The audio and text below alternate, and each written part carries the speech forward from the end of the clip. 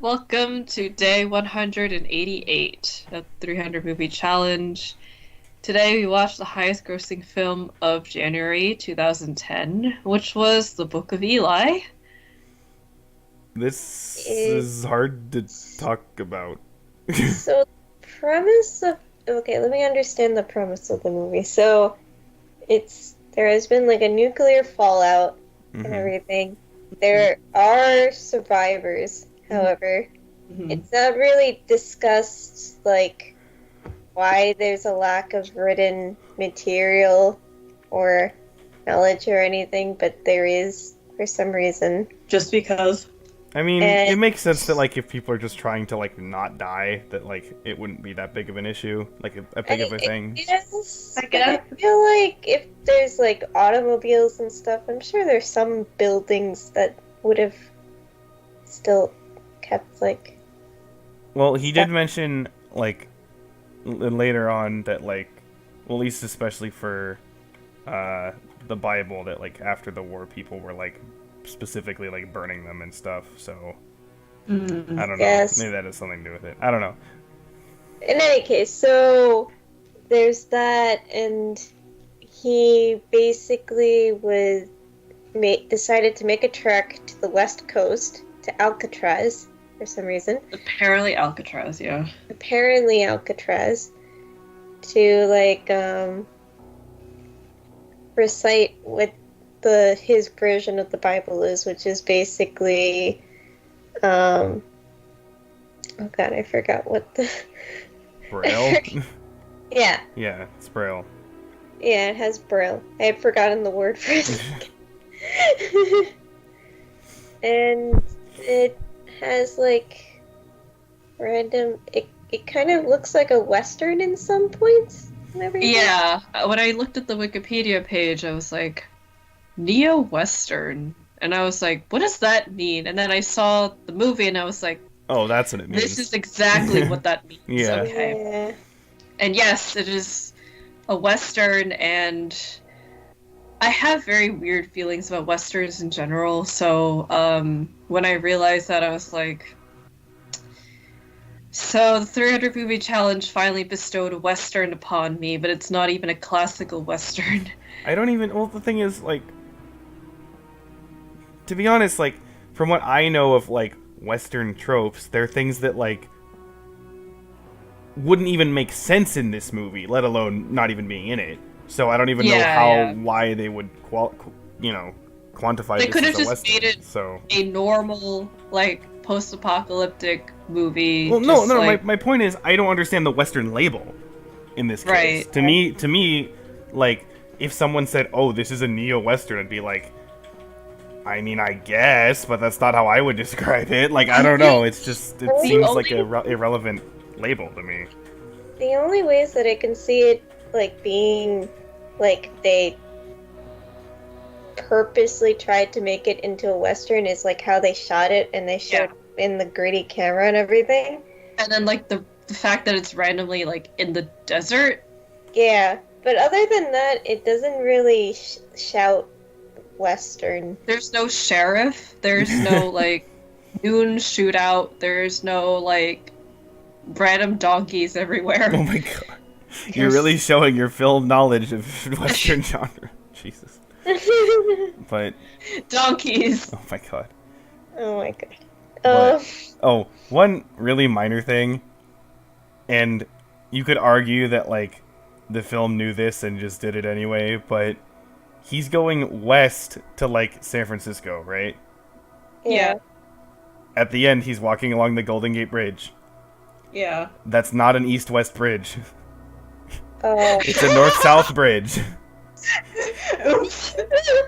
So that doesn't make it. I mean, again, you could argue that like maybe he was like already kind of north of it, and like, or that maybe the Bay Bridge that is the east-west bridge was like broken or something, so we had to go that way. But still, it's like, it seems pretty much like, okay, you just put that in there because everyone knows about the Golden Gate Bridge. It's so iconic, everyone knows about it, so therefore you have to show it. But it's like, come on.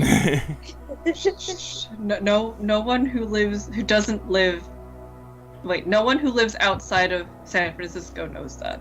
I know, but still, it just No, because the thing is, like, kind of like it did, like, for example, when he's, like, about, like, going to Alcatraz, and, like, they get to, like, the beach or whatever, and you can see the Golden Gate Bridge in the background, and, like, some, like, you can also see, like, destroyed San Francisco, and also some, like, land kind of other side. Like, that was laid out correctly, right? Mhm. So it's just, like, well, you at least know the geography of the area, but, yeah, whatever. Right, with the bridge.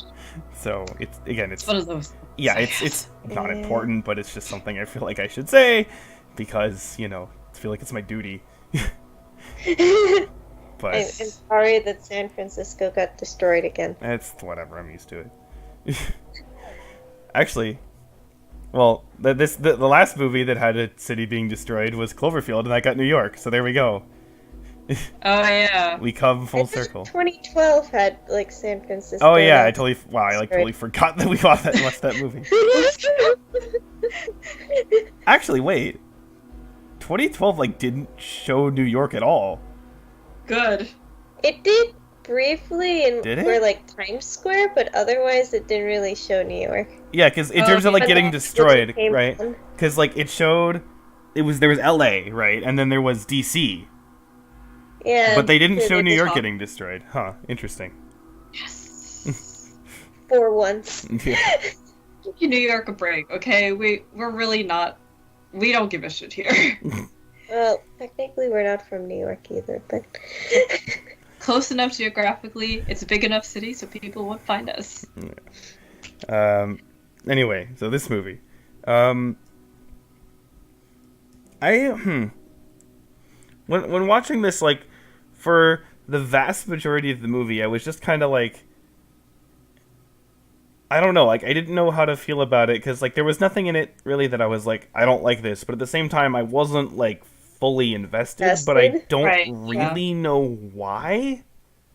There's not, like, usually if I'm not invested, I can say, oh, it's because, like, the character's shitty and stupid, or, like, the dialogue sucks or something, and I'm like, no, I can't point to that here. So, but then that said, the whole, like, kind of, ending and twist of kind of the reveal, I did like that.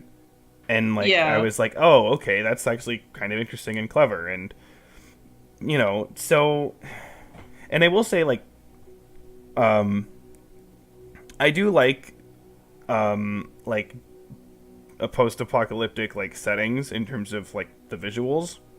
And it was interesting kind of comparing this to, like, I Am Legend, because it's the different kinds, right? Because I Am Legend is very much, like, it's in the city, and, like, the city's, like, still, like, at least standing, right? Yeah. So, where this is very much, like, there's, like, almost nothing standing at all. So, it's kind of interesting seeing the two different, views of that. And then, just in general, I guess the one thing that's kind of Westerny is that, like, there are some, there are a lot of shots that focus on, like, the landscape and Yeah. wide shots, and I do like that. And what was it? There was something in particular, actually, about one of the shots. Oh, the gunfight at the house near the end Hmm. was all one shot. wow. If you noticed that. Oh. It was right. literally all one shot, and they just were tracking around in and out of the house doing different angles, and I was like, It's that's... been really hard to pull off. Yeah, I'm really curious now. I would really actually be really curious to see, like, kind of, a behind-the-scenes, like, outside view of, like, watching them film that and move around and stuff. Like, that'd be really interesting. But yeah, so I was like, oh, that's actually really interesting when I noticed that. And then, yeah, so visually I do like it. I think, it's not, like, super creative with it. It is pretty much, it's post-apocalyptic setting, so okay. But I still like that style, so even though if it's not, like, super unique and amazing, it's still, I like the style, so I think that works there. And actually, I did like the music, because it is this kind of really weird, like, atmospheric tones that's not, like, a quote-unquote soundtrack, but it's, like, Yeah. Yeah. it's interesting and it fits the atmosphere, and it's unique enough so that it kind of sticks in your head. Yeah. There's also points where they don't play music at all either. Yeah. Yeah. Yeah, or they kind of use it to kind of like mute out the people in the background, like either screaming or talking, which I found kind of interesting too. Yeah, I always like kind of when movies do that, kind of as a way of like focusing attention or emotion and stuff. And I think when it does it here, it's done pretty well. Yeah. So, yeah, it's one of these things where like objectively I seem to like a decent amount of things about it, but for some reason I just couldn't quite get into it, and I don't really know why. Yeah. I don't know Like- either, because the main character, there's nothing wrong with him. Yeah. He's fine. It's Samuel Jackson's like quietest role. That's not Samuel Jackson. Oh. I think that's Denzel Washington. Yeah, it is. Oh, never mind. Jeez, you saying all black guys look the same? I mean, to be fair, he was wearing sunglasses half the time, so. But yeah, Oh yeah, that's another thing. This movie, for the most part, was a lot of like quiet talking yeah. Oh, yeah. whenever they did talk, and I was like, I don't know why they're whispering, because I feel like it's a post-apocalyptic setting. Why would you whisper unless it has something to do with, oh, if you talk too loud, then the bombs go off or something? But we don't have backstory like that, so Well, I thought it was just a weird stylistic choice to have everyone I think whisper. the style actually kind of works, again, in terms of just like it's this kind of when people are like talking quietly, it's kind of like implicitly thought that they're doing that because if they talk louder, that like that would cause problems, and it kind of gets this sense of like there is this kind of ever-present threat that's around. That's good. So that's Yeah. kind of how I saw it. But yeah, it's one of these things where again, it's like I look at this like, okay, do I overall like this movie? Yes, but I don't know. I can't really think in my head. I'm like, do I like? I could honestly see. I could feel like someone could argue that they really like this movie, and I could also see someone argue that they were like, yeah, it's objectively fine, but I literally don't care at all. And I'm like, I'm stuck in that fairly large range, and I legitimately don't know where I am for this. I think for me, I'm on the lower end too, just because the one thing that I didn't really get too much is how he was impervious to certain things and stuff. Was that because of the Bible and like God was protecting him or something like that? Yeah, that was the one thing that got me, because I was I'm like, not. everything else was fine, but then when they threw in that element, I was like, eh. Yeah, I'm not sure how I feel about that. I thought that again there would be kind of some like kind of special connection. Like I at first thought they were actually going to go straight up like he is like Jesus. Like as like New a Jesus. No, like legitimately Black like Jesus. No, but seriously think about it. It's like, you know, the whole idea of like, you know, That's what I thought they were doing. because like, you know, Armageddon like or whatever, Jesus is supposed to, you know, return or whatever, and like, you know, I thought they were kind of going to go for that angle and like a weird kind of like quote unquote realistic approach on it. Right. So that's what I thought they were doing, and I thought they were going to reveal something like that. But no, he's just a blind guy that had the Bible, and okay, I don't know. Yeah, so I'm kind of like, I really don't know what to think about it. prefer Yeah. either. Yeah. Because on one hand, like, this type of setting and this type of situation with, like, Jesus coming back would be an interesting concept, but then at the same time, I'm also like, but it seems like, I don't know, it seems like it'd be a tricky thing to, like, film if you want to try doing Jesus's revival, for example, and maybe going the blind man who delivers the Bible to the world again might be a better approach. I don't know. It'd also be kind of, it'd probably cause some anger when, you know, Jesus is like murdering people with a knife. So Yeah, that is a very good point. Just being a prophet, he's actually Jesus, and he's killed like 50 people in this whole movie. Like, you mean it's like Abraham Lincoln, the vampire? Yes. Okay.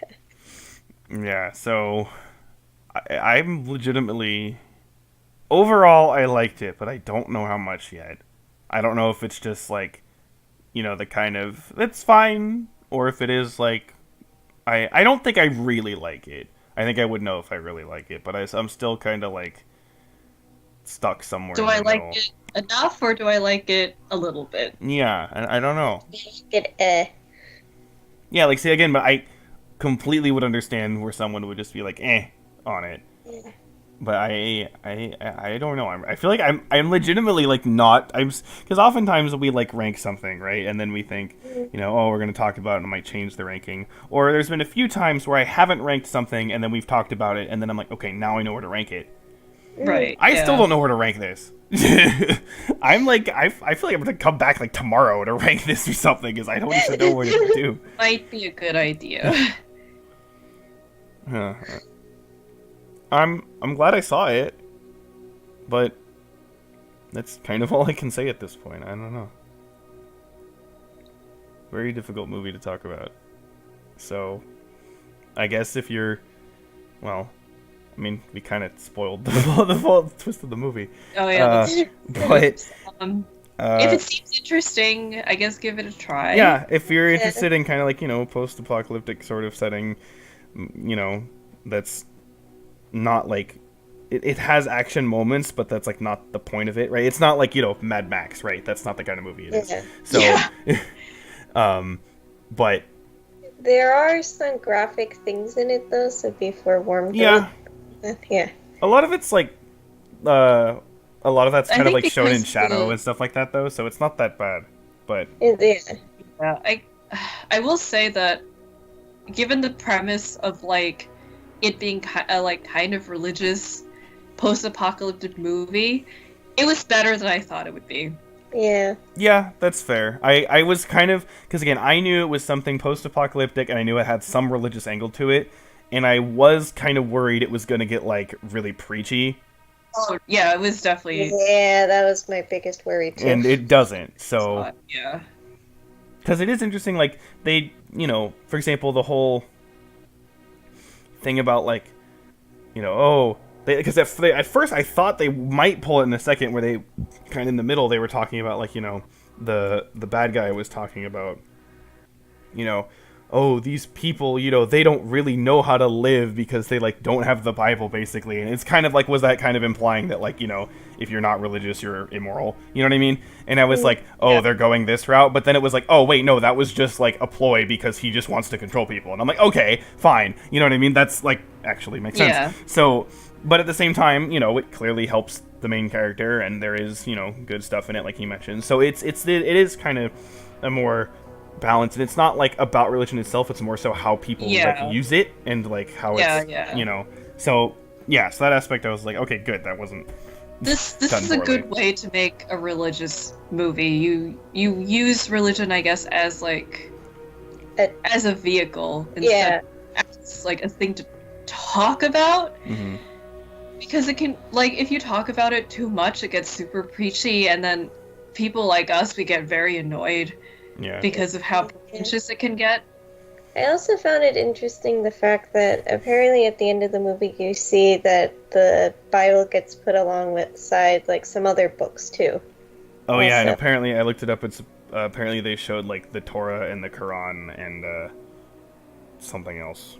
I forgot what it was. The Torah, the Quran, and the Tanakh? I don't know what that is.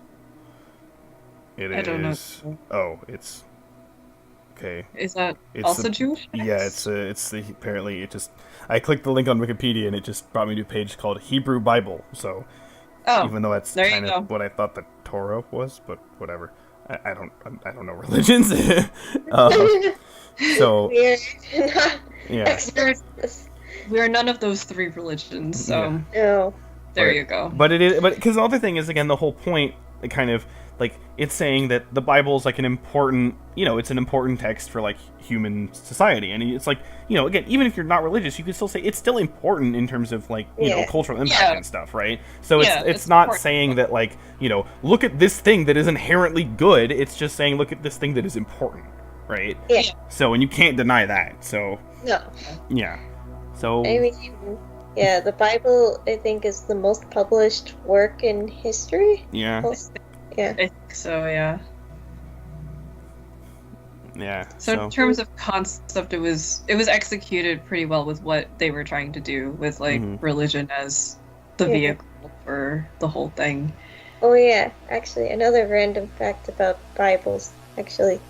They are the most published book in history, but they are also the #1 theft of hotels that people. Oh yeah, No. most stolen. Isn't that ironic? Yeah.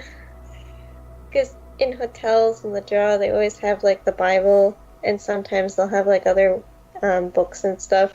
But apparently, that's also the main item people steal. I found to be the little shampoo bottles, but apparently that's not the main thing people steal. That's not steal. Oh my god. I am curious, actually. Let me see. What is like the most published book that's like an actual story? Oh. Really? Harry Potter, I'd imagine? Or something? Don Quixote. Really? Oh yeah, that's right. It is Don Quixote. I don't know why. But Okay, it is Don- here's a list. Number 10, The Lion, the Witch, and the Wardrobe. Huh. Oh, okay. Number 9, Alice's Adventures in Wonderland. That makes sense. Right. 8, The Dream of the Red Chamber. That I've never heard about. Yeah. I've never Historical heard of that. fiction, published 1971. Estimated number of copies sold 100 million. Hmm. One of the best pieces of Chinese literature. Oh, that's why.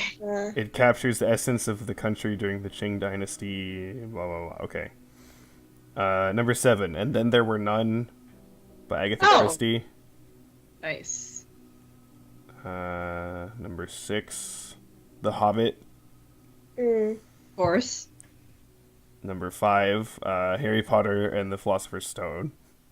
Okay. Of course. Number 4, The Little Prince. Mm. Number 3, The Lord of the Rings. Of course. And yes, number 2, A Tale of Two Cities. Oh. Oh. Interesting. And then, yeah, number 1, Don Quixote. Estimated number of copies sold 500 million. What? Don Quixote? Okay. So there you go. There's your list. Anyway, there's your little factoid of your non-truth factoid. Oh boy. How are we gonna figure out a true story for the next movie, though? Oh god, what even is the next movie? I forgot. I also forgot. Oh. Yeah, that Oh. one. Yep. Oh. Well, I don't know what we're gonna do. Oh god. It would actually have been easier to find a truth story for this movie. I know, right? We could talk about like I don't know, like Jesus fish. or like fish that could like survive like really dangerous situations or something. I don't know. Shit. Oh, actually, I do have a story about that. I don't know. Well. Save it for next time. Yeah. Okay. We'll deal with something that with then. it. So for now, this was good? Question mark? It could have been much worse. Yeah, absolutely. So I'll take it. Yep. So Bye. bye. Bye.